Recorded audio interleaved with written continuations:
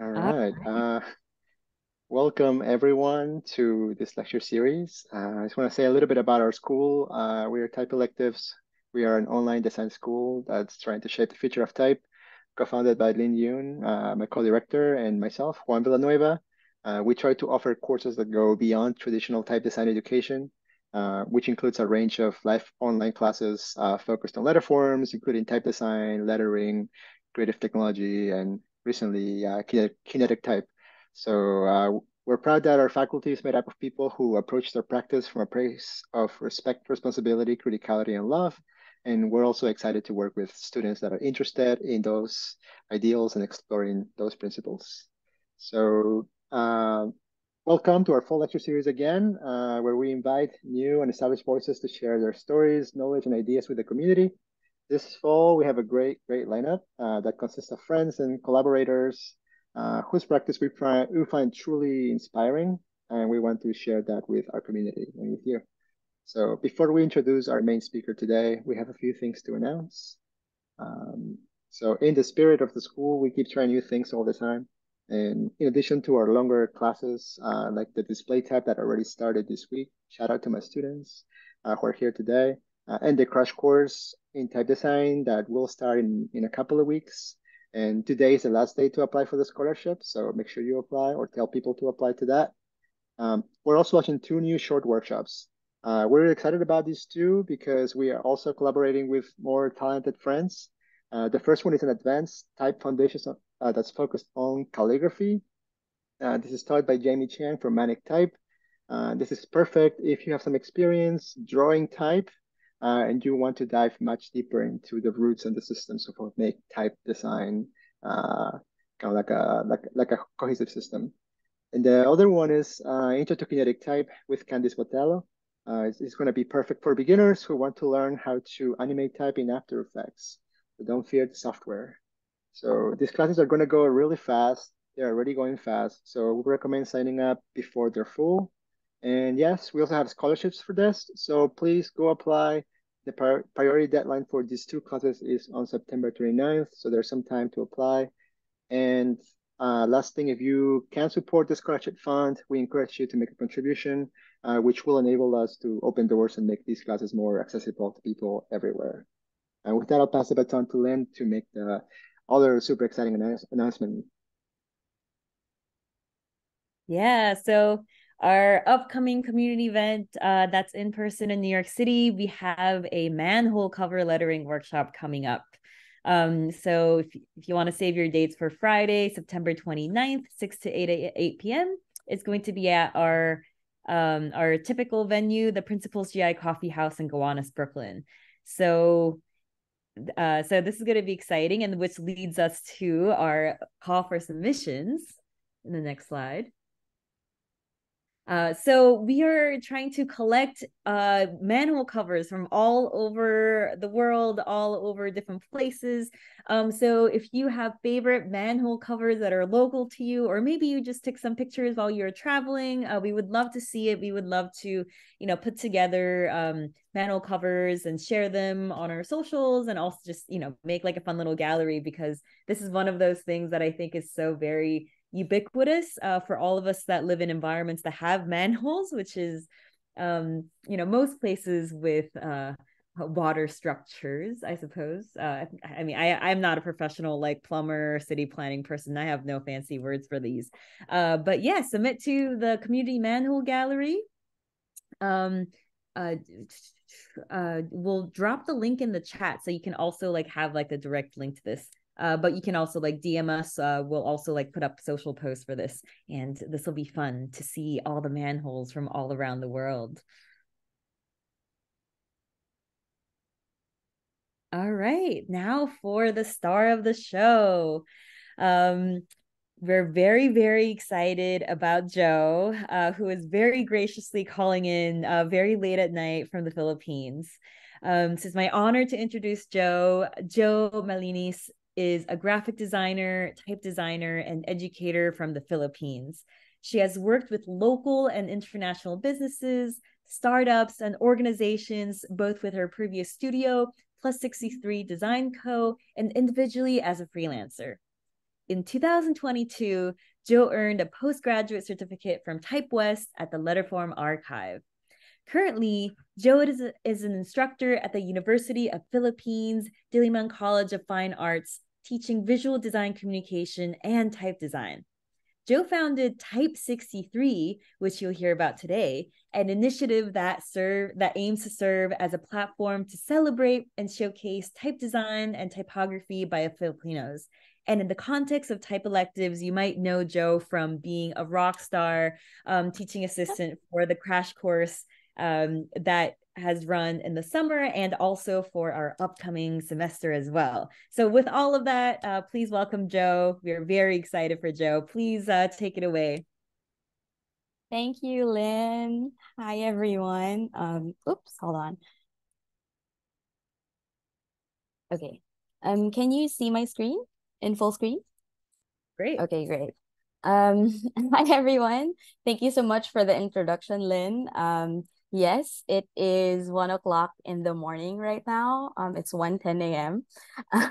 So I guess it's a good morning for everyone. And to some of the Filipinos here in this call, I don't know why all of you are still up. Why are you awake? But hi, everyone. My name is Jo Malinis, and thank you again to Type Electives for inviting me. And thank you also for everyone for coming here today. As Lynn mentioned, I am a graphic designer. I am also a type designer and educator from the Philippines. On the left is a photo of my desk in the faculty center of the College of Fine Arts. And on the right is a photo of some chairs being cleaned a week before school opening. So this was taken, I think, last year, but this is usually my view whenever I go to work in the campus. So if I'm not working from home, you will mostly see me here. And online, I think some people also know me as the founder of Type 63. It is an initiative that aims to showcase and celebrate Filipino type design and typography works, ranging from custom projects to fully realized typefaces and to typographic layouts. So for those of you wondering, 63 is actually the country code of the Philippines, which is why I chose this number. So what I do in Type 63 is I interact with and collect images from designers and showcase them on Instagram. It is a project that I started in 2020, and it is still up and running up to now with a community that grows day by day. So I think we are already at 488 unique posts featuring different kinds of work created by Filipinos. And to show some of them, there are fully realized fonts inspired by various things, like Resolve Roman by Corinne Ang, AS Station Display by Artifact Studio, Ragsak by DJ Cabaltera, and Roma Serif by Ali Cunanan. There are also personal projects that experiment with letters, like these works from Cookie Santos, Jeff Torres, and Owen Suerte. And we also feature custom typefaces used for client work. Some of these you will see on the screen are by And a Half Design Studio and Together We Design. And so in collecting all of these images, I noticed that a lot of the submissions are designs that are actually inspired by our own culture and our own experiences. There are typefaces like Inandan, which is based on beadwork and weaving patterns from Mindanao, which is an island in the southern part of the Philippines. So this one is by Uncurated Studio. We also have a typeface that takes its name from the way people from the central part of the Philippines, called the Visayans, are said to begin their year by spinning fibers for weaving by hand. So this is Ulalong by John David Maza, who is with us today. And there is also an abundance of typefaces derived from signages all over the streets, like LL Caratula by Lloydie Cat and Bowel Sands by Together We Design. So a lot of these things you can actually see all around the country. When you just walk around in the streets, you will see all of the references very clearly related to all of these typefaces. So another example is like Escuela, which is lettering that is seen in most of the signages in public schools of the Philippines. And this is by Font Duo or by John Misael. And you would also see this one, so iconic. This is a typeface called Cubao Free, which is a typeface based on jeepney signages. And if you are not familiar with the jeepney, it's this little, well, it's not little, it's actually huge, but it's a transportation vehicle that most Filipinos use for their everyday commutes.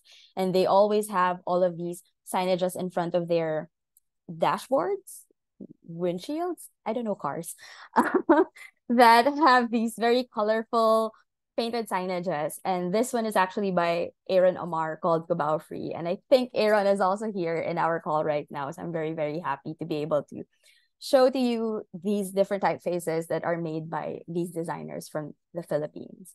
There are also fonts that are inspired by our environment, like Ornate Ecology by Gian Encarnacion and Inya de Vera. And these have glyph ornaments featuring Philippine flora that are endemic in the Philippines. And interestingly, there are also fonts that are based on language. There are more than 100 languages in the Philippines, spoken ones. And this one is called Bisdak by Dayan Diana, which was inspired by the Cebuano language. And here is another one by John David Massa, which is called Maragsa, which almost every Filipino knows by now and has used for their projects. Maragsa owes its forms to one of the accent marks used to guide the pronunciation of Filipino words, which is the Pakopya accent or the circumflex. I have also, of course, received typeface submissions that try to revive or pay homage to pre-colonial writing scripts like the Baybayin. And this one is Baybayin Sari Manok, again by Lloyd Cat. And here is another version of a Baybayin typeface called Geo Baybayin by Team Manila. So as you will see, based from these samples, which are just like the tip of the iceberg, there is a wealth of inspiration for type design from the Philippines. And it's very undeniable that there are different sources of inspiration that we can take and use to create type design. And so slowly, as we continue to feature all of these images, the goals for Type 63 have started to shift.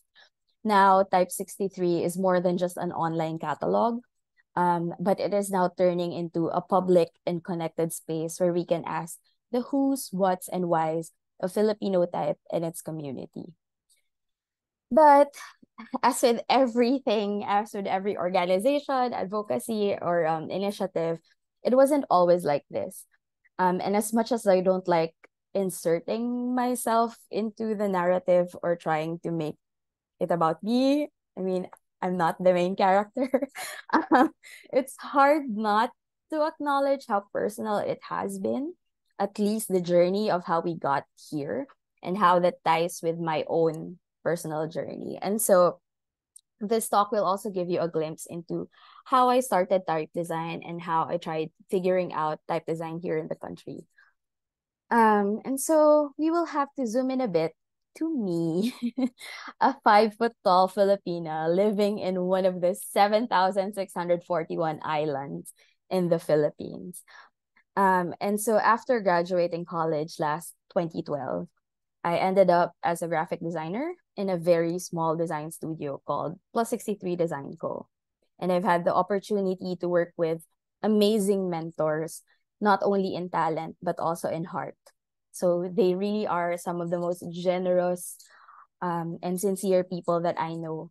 And without them, my story would be a very, very different one.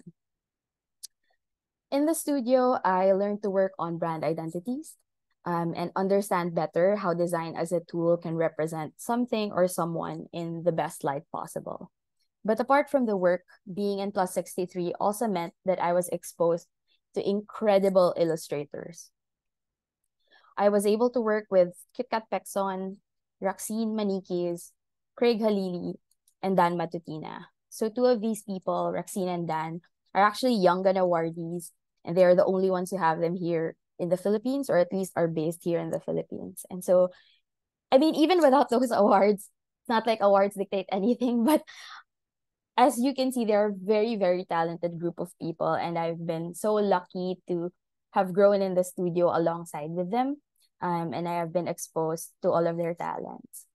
So for me, being with them was actually very challenging to find my voice in a group of people who knew what they were good at and who would work towards clear creative goals. I had to go through different things to understand what my interests were and where my strengths lie.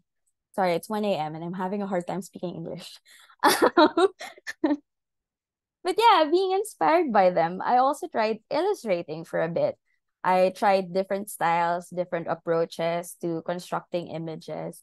And while that was very, very fun for me, I knew it wasn't, I knew that I was doing it not because I genuinely wanted to illustrate, but because I had peers around me who I wanted to be more like or live up to.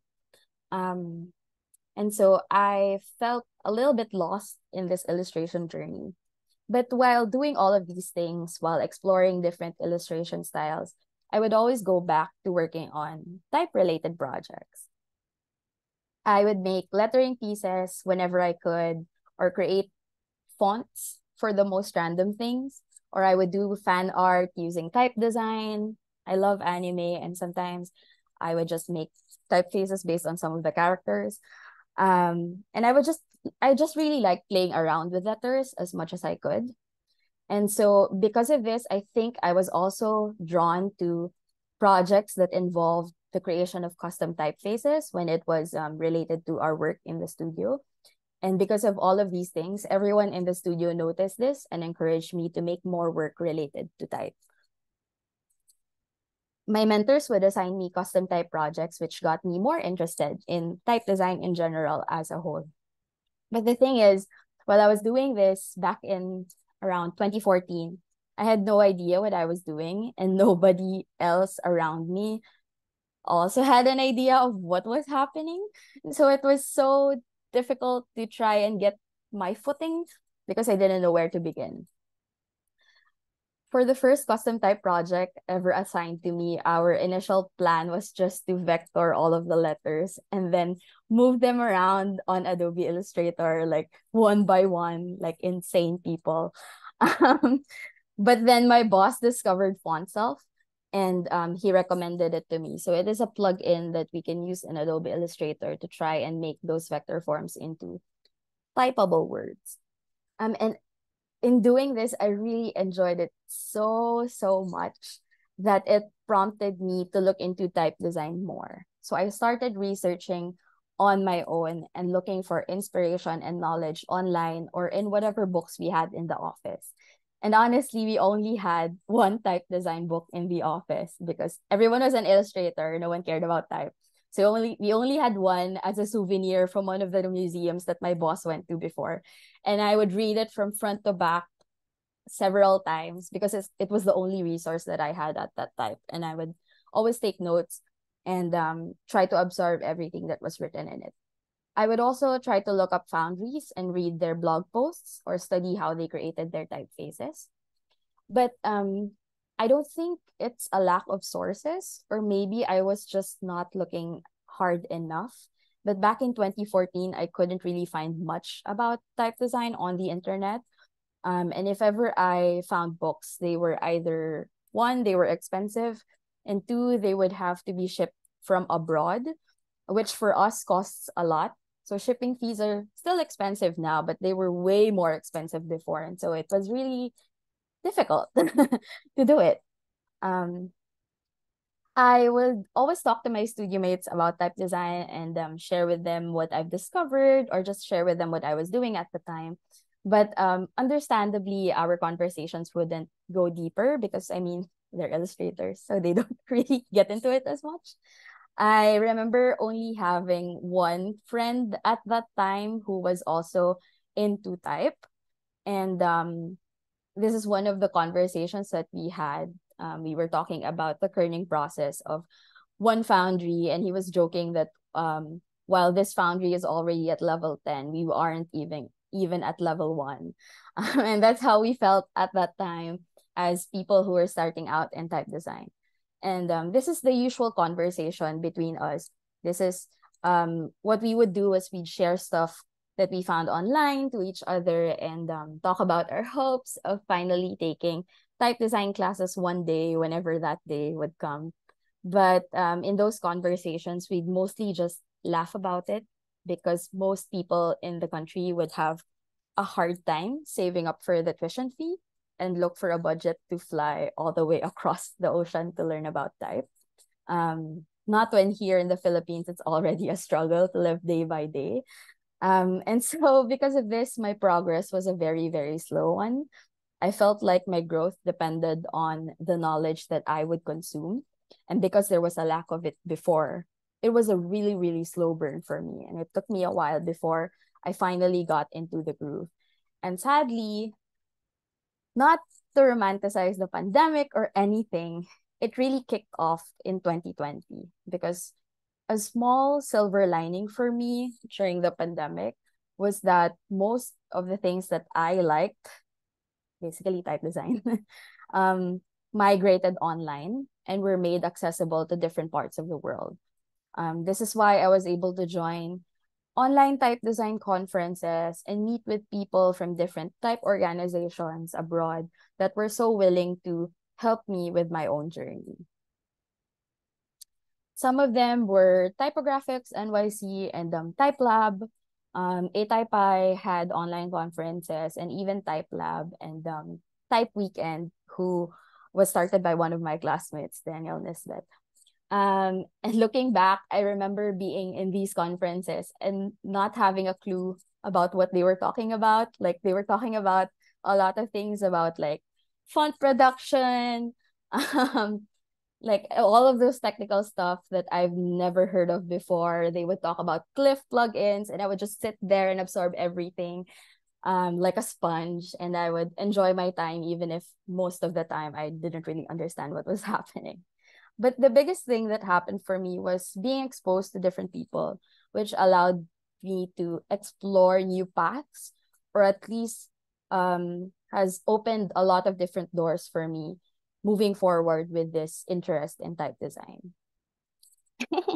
And one of these conferences, someone mentioned Foundations of Type Design by Lynn, which was so important in trying to even get started with understanding and making type. So this was like my Bible. Thank you, Lynn, for making this. I would always go back to your videos and try to absorb everything and try to use it with my own practice. And so it really, really helped me get started on this, especially when I started purchasing my own type software. I remember investing on glyphs and finally using it because I had this very informative guide to help me. So thanks, Lynn.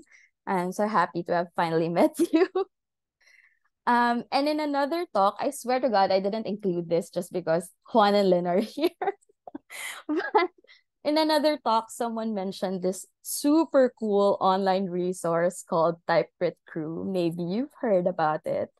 And here I gained access to such a valuable opportunity of reaching out to people who could give me critique on my work. And even before this, I was already a huge fan of Juan. So thanks again, Juan, for this. And through this, I was able to sign up for a critique with Kara Gordon. Kara is a type designer at Commercial Type, who again was someone that I saw during one of the conference sessions. I remember I was very happy to see her on the screen when they were talking about type, and I was like, oh, she looks Filipina. So, so I tried looking if she was in the type crit crew spreadsheet, and she was there, and I was like, okay, I finally reached out to someone, and I reached out to her and asked her for help with the typeface that I was working on called Hook. And Kara didn't just stop at one critique. She offered her time for me to come back, and that went on for a couple of weeks with her not just giving me crit, but also taking the time to do demos on how to draw certain letters. She then recommended that I check out the alphabets.org, which is how I got into a group crit with Maria Montes and Isabel Urbina Peña. And this is also where I met Tatiana Lopez, who would later on become my classmate and very good friend. And through this, I found out that Alphabets had a mentorship program, and I took a shot at joining. And I got in, and I was paired with the very lovely Samara Keller, who not only gave me amazing advice on my work, but also on my creative path in general.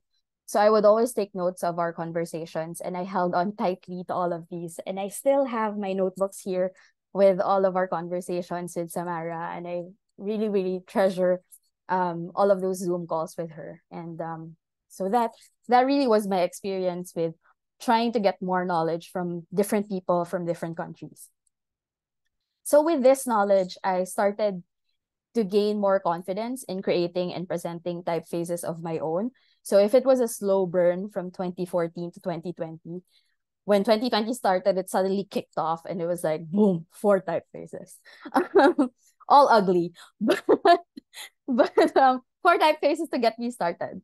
And I realized that this was genuinely the work that I like doing and I loved learning more of. But in the process of doing everything, meeting all of these wonderful people, it still kind of felt lonely in some way. And not just because everyone was speaking in English and my brain would overheat from all of the language barriers or the differences, but also because I realized that in interacting with all of them, it showed me a range of different perspectives.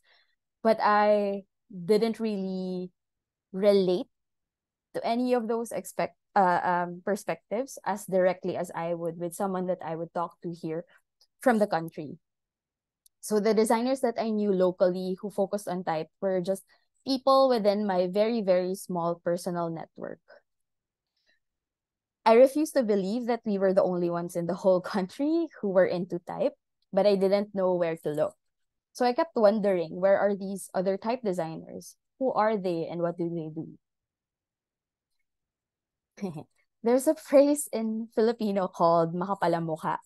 And I think the direct translation would be shameless. But depends on the context, it can actually be quite positive.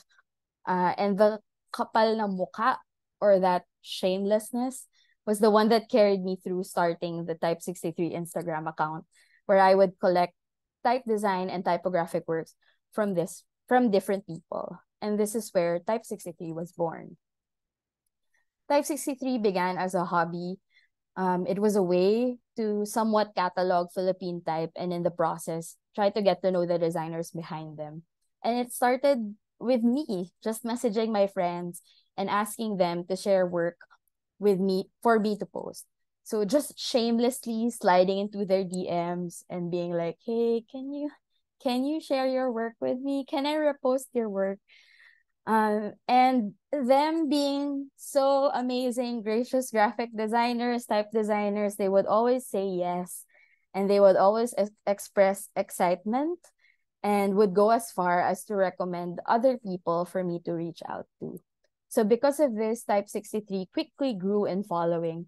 And not only have I come to discover more people, but I have also been able to open conversations with them. And that's how we got to where we are now. Through Type 63, I've been privileged to be part of a community that is constantly trying to understand what Filipino type is and how we as designers play a part in it. And while all of this was happening, I would continue learning about type. Another good thing that happened during the pandemic was that type design courses started becoming available online too. After saving up a bit of money, I was able to join a 3-month-long program called Practica Type, where I learned about the foundations of type and how to expand a typeface to different weights. So here it actually, the kapal na mukha is also applicable. I was so shameless in joining a multi-weight workshop when I didn't even know the basics of creating a typeface. But it was such an informative program hosted by Nicole Doten and Sol Matas. And I really highly also recommend this. I'm sorry, are they competitors? No. Okay. But they're very, very amazing people also. And I learned so much from them, and their program was very well made. Afterwards, I also discovered Troy Leinster, who had coaching sessions. And I signed up for some of his coaching sessions. And for one of my earlier concepts, he helped me understand how to approach type through calligraphy and helped me learn how to construct letters, numbers, and punctuation marks better. And Troy has been another important part of my journey, and I still consult him up to now. And while these experiences were very, very enriching, I found that these actually encouraged me to do a much deeper dive into type, which led me to Type West. I got in last November 2021, and I remember on that day I was having such a bad morning. But when I got this email, I just suddenly forgot about everything else. And I was like so happy that I got in. I was in Starbucks. I couldn't cry, but I was there at the corner and I was like, oh my God, I got in. And I messaged some of my friends about it and I was so happy. However, when I got the acceptance letter, I also tried applying for the scholarship, but unfortunately, I wasn't able to get the full scholarship for it. I was able to get a partial scholarship, but even with that, I knew that I wouldn't be able to afford it. Um, and after going through all the stages of grief, I finally settled on the fact that I was going to have to let go of joining. At this time, I was on my way out of the design studio that I was part of. I knew that it was time to move on to something new, and I finally had to say goodbye to Plus 63. I've worked with them for 9 years at this point, and I've become very, very close to my bosses. So when I decided not to join Type West anymore, my boss was, I think, the second person that I told. And we chatted about it, and I explained to him why. And with a heavy heart, I told him that I wasn't going to push through because I couldn't afford it. And I knew that there was always going to be a next time, so I would just wait for that. But then he called me after a few minutes after my last message to tell me that he and my other bosses talked about it and that they offered to pay for half of my tuition for no strings attached. And this was already at the time that I was going to leave the studio. So I was like, why? Why are you doing this? You're too nice. That's crazy. And I remember crying at this time. I wasn't in Starbucks anymore. I was at home, so I could finally cry. Um, and I remember crying because of not just because of their generosity, of course. I appreciate that so much. But I realized that I also really wanted to get in. And so this was something that I really wanted to do. And the fact that I could finally do it was such a huge deal for me. And just looking back at all of these people who have given their time, their knowledge, their effort, their finances to support me in this journey, it just came crashing down at this moment. And I was so happy that I could finally join the program. And this is how I was able to join the online program last 2022. And was finally able to meet my heroes, Juan and Lynn, who were my amazing, amazing instructors. And I was also able to meet all of my classmates who I genuinely love, and I am excited to meet them all in the future. They are awesome people, very amazing, also very, very generous with all of their time and knowledge, and I'm very fortunate to have met them. So this was a wonderful program to be a part of. I can make a whole different talk about this, but I won't be able to dive into the details because we don't have much time. I mentioned earlier that I am also a lecturer or an educator. I teach in the University of the Philippines, College of Fine Arts. And by the end of 2022, when I was finishing the program at Type West, I was able to get my type elective approved. And I remember sharing it to Juan in one of our conversations. And at that time, I think type electives was also going to start for Juan and Lynn. And so it was all like, oh, type electives year. It was such a fun moment for me. And now I get to teach an introduction to type design in my university. These were some of the works from that first class that I had last semester. And I couldn't be prouder of my students who not only managed to finish and confidently present their works to class, but they also discovered a newfound appreciation for type design. And they have expressed that they want to explore it further in the future in their practices. And because of that, it has inspired me to start thinking about how to bring this type of teaching outside of the academic setting and in a more accessible manner.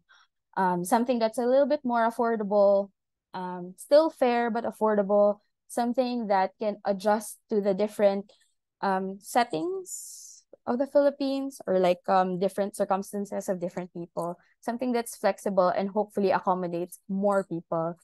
And this is also the reason why I actually volunteered slash applied for the TA position of Libby's crash courses in type design here at Type Electives.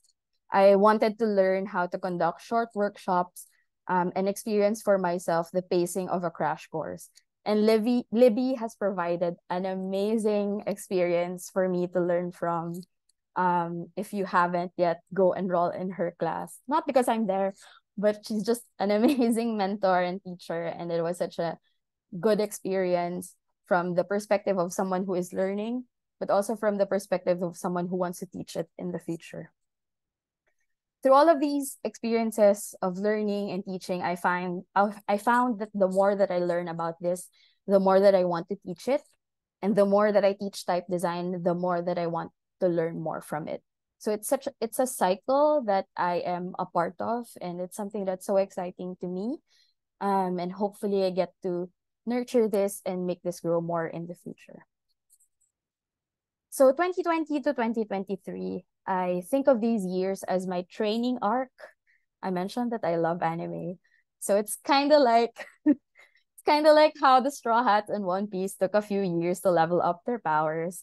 And I know that this reference is so out of place in this whole presentation, but I really just wanted to put it in because this is the anime that I'm watching again right now, especially after the live action. But yeah, anyway, 2020 to 2023 was my training arc. It was the years that I tried different things, went out of my comfort zone, met so many different people, tried to learn, tried to invest in myself. It was really all about learning and getting to know more about type design and everything that comes with it. But while going through all of these things, I would also pour out my time and energy into turning all of the challenges that I personally encountered into things that people can hopefully learn more from, or at least can help out other people who were in similar paths. And what's interesting is that in doing this, I've realized that my struggles and my questions were actually things that other people were experiencing and asking about as well. Type 63 was never meant to be anything grand, nor did it have any other goal apart from getting to know more people in the beginning. I was really just a cloud chaser. But it served as a catalyst that linked people and passions together to create a movement that is now so much more bigger than what it was supposed to be. So the growth was definitely organic, and the desire of people to help out fueled different activities that met the challenges and questions that people were facing. One of the things that we wanted and still want to do is to provide people with a place to start. All of us have had this problem here in the country, and maybe I'm sure some of the people abroad have encountered the same thing. Where do I start with type design? And we tried answering this question, and we wanted to try and cater to this problem. So we want to make things as accessible as possible so that people, especially beginners, won't be intimidated to try type design. I created a website called type63.ph, and it was revamped by John David Maza and is now mostly managed by John David Maza. So here we encourage people to submit their work to be featured on Instagram, where this is where when you submit, there is actually very minimal curation. As much as possible, I try not to curate, and I try to accept all of the submissions as long as they aren't offensive or technically wrong. And so this gives an opportunity for people who are starting out for their work to be seen by others. In this website, you will also see a type directory of Filipino-made typefaces, which allowed not only fellow type designers to present their work, but also hold a space for everyone else to find them. So many local brands, teachers, design studios, orgs, etc., they all use this and come back to this type directory to look for locally made typefaces. Another thing that we did in this website was compile a list of free resources for people to access if they are interested in learning more about type design. And we prioritized things that were created locally, so that we can provide better context for people who are starting out. But of course, we also included free foreign resources. And I don't have a screenshot of this, but I also included TypeCrit Crew, Foundations of Type Design. We tried to include most of the workshops that we know of in these foreign resources because they are still very, very important and very helpful to all of these beginners in type design. To push this further, we've also partnered up with our friends at Design Dialogues. It is an initiative by the studio and a half, and it aims to provide a creative space for design learning and sharing. So what we did was invite Filipino designers who work with type and asked if they'd be willing to lend their time and expertise for this project. So we created educational content about type in the form of a video series. Oh, sorry. So here are some of the people that we invited, who a lot of them I've already mentioned several times before. So we started from topic selection to reviewing their outlines and manuscripts, and then patiently waiting for them to shoot. And then we edited their videos, animated some of the screens, and we also published, promoted, and created supplementary materials to sustain the effort. So it really took a village to do this. And no one was paid. Everyone just really volunteered their time and effort to do this for other people to have more access to type design resources. And this is just a very great experience for everyone involved. And hopefully a lot of people also enjoy and learn from all of these things that we've created. Another thing that we want to continue doing is understand our context as Filipinos. So we don't have a lot of information produced locally that can present type in our context. And I find that this is very important to have because the situations here and abroad are very different. The work environment, accessibility to information, sensitivity to different cultures when it comes to borrowing aesthetics, financial concerns, etc. All of these were and are still things that come into play when talking about type design.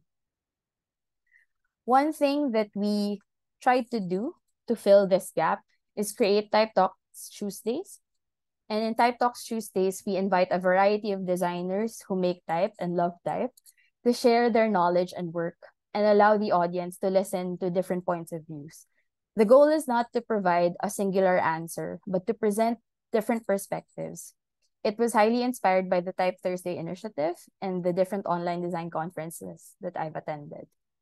This was very hard to sustain, and we've only been able to produce 3 videos so far. But it's one of the things that I would like to get back to soon because I personally learn from everyone. And we try to invite people from different parts of the country and also at different experience points in their journeys, in their careers, to learn more from them. And this is something that so many of us have learned from and are actually asking to come back. So hopefully we can get this up again soon. In preparing for talks and presentations in different conferences or events that I have had the pleasure of attending, we've had the chance to answer important questions together and invite people to contribute to the discussion. So I won't be able to mention everyone, but some of the people who we've had the pleasure of holding conversations with were the first tipong Filipino type founders, where they created a type exhibit and invited different design studios to create typefaces based on Philippine culture or inspired by Philippine culture. And this was spearheaded by Vince Africa and Clara Cayosa. Another conversation that I've had was with Aaron Amar, who shared how his typeface, Cubao Free, which is inspired by the jeepney, came into full circle when these jeepney drivers actually used it for protests during the pandemic. So it was such a great moment seeing how this typeface has traveled, pun intended. And another was a conversation with Carl Castro, who is an educator here in the Philippines. And I wanted to learn more about his approach to teaching type design in another university here in the country called Ateneo. And so in these conversations, the goal was really to get more people to talk about type and to talk about their experiences of encountering type in the Philippine setting. And it really was a shared effort between all of us to try and answer those hard questions that we've always had in our minds, and to try and get different perspectives on different approaches that we were trying to learn more from. These types of conversations are further proof of how we've always wanted to share our knowledge, our culture, and our experiences to others. In this year's Type Lab Asia, we were able to invite Megan Palero of Urban Type TVO to share more about type and lettering in Davao, which is in the southernmost major island in the Philippines. We were also able to invite slash force Jad or John David Maza to present his proposed Filipino character set that was derived from research that he did about diacritical marks and accents in Philippine sources. And lastly, of course, one of our goals is to continue fostering this community. For the longest time, I would build relationships with different designers as Type 63 and would have short one-on-one conversations with them. But I wasn't able to do this in a larger setting, or I wasn't able to get them together in one space until Ali Konanan and Albert Zedrick reached out to volunteer to start a Discord server for Type 63 and manage it. So I barely did anything. I really just set up the account and they went to town with it. So now we already have around 250 members as part of this group who are contributing to the different channels within this Discord server. And we have slowly started forming genuine connections. Here, we get to share our work to each other, get some comments, or try to just get emoji reactions to get our morale boosted, because you know how type design can be so isolating. And with all of these small things, it helps foster that community and try to get to know everyone and just have a good time designing types. We also help each other out with Q&As. So a lot of the things here are related to language or font engineering, and we try to answer these questions not by only one person, but a lot of different people pile in and try to get their own answers in. So it's such an amazing experience.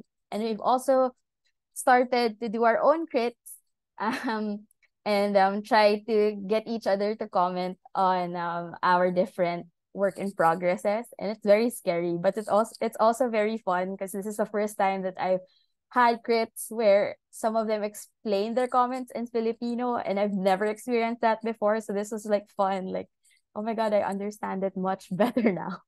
So it's just such a fun experience being a part of this Discord server. And I'm very, very grateful for Ali and Albert for starting this.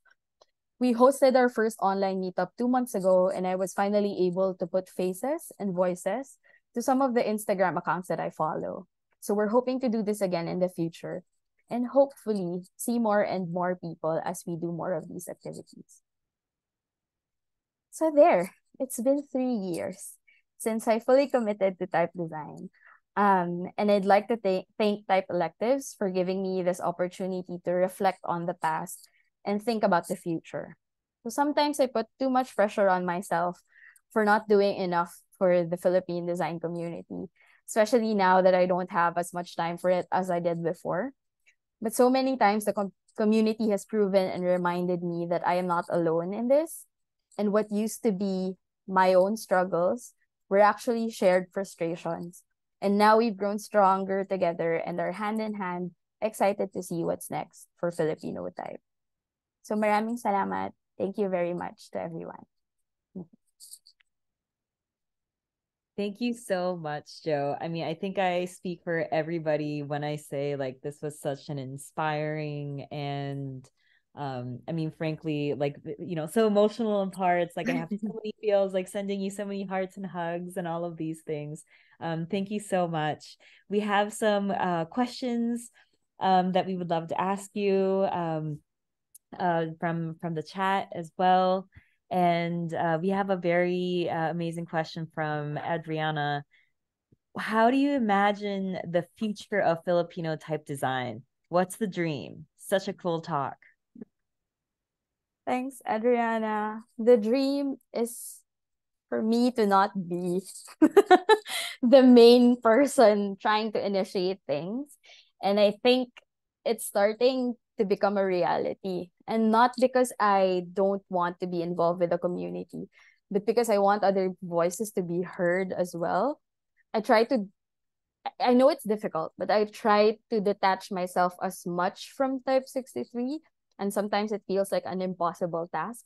But now that we are getting more people involved with it, with the community, spearheading small activities, getting their names in the account blasted from time to time, I think it's starting to really feel like an initiative that is shared, and this really is the future, hopefully, for not just Type 63 but Filipino type design. I really hope that all of the questions, the challenges, the victories become something that is shared among all of us and not just by a few people. That's amazing. I love this idea of passing the baton and letting other people, like pick up where you left off or just like give it to them. They make it their own thing and really, really expand. That's awesome. Thank you, Joe, for all your work and also everyone who's contributing, that's amazing. We have a follow-up question from Adriana as well, which I think it's a really good one. And she said, resonated a lot with your experience in 2020. Pretty the same for her. It's a weird time, but a lot of learning. A lot of learning programs and conferences became online, which, as you mentioned, but as the world went back to quote unquote normal, many went back to only in person. So, for the new type designers around the world, what do you recommend to get a similar learning experience? Learning online or in person? That's the question. Ooh. Very good question. Thank you, Adriana. I think a lot of these talks are available online, and I know the experience isn't the same when you are part of the conference as opposed to watching previous recordings, but they're still very, very helpful.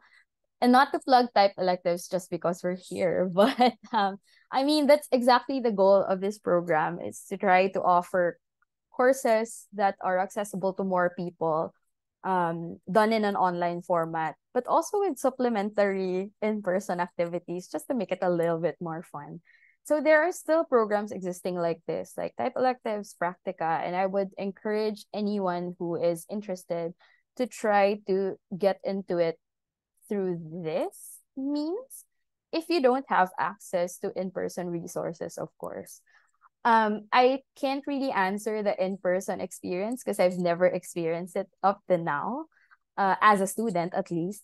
And so, but I imagine that it would be also a fun experience, a much more intimate and personal one. And so I would also encourage you to try to get into that if ever you find any programs accessible to you or close to you, or just things that you might be interested in. I'm sure they offer orientations that you can be a part of and see if it's for you. And you can always just move on to the next thing if you find that this isn't something that fits what you need right now. I feel like being online, now in 2023, that everyone is online and everything is online, so many things are more accessible, so it's not difficult to look for programs. And so I'm sure you're gonna find one, and you can always message me if you have questions about it. I can recommend you to so many different things.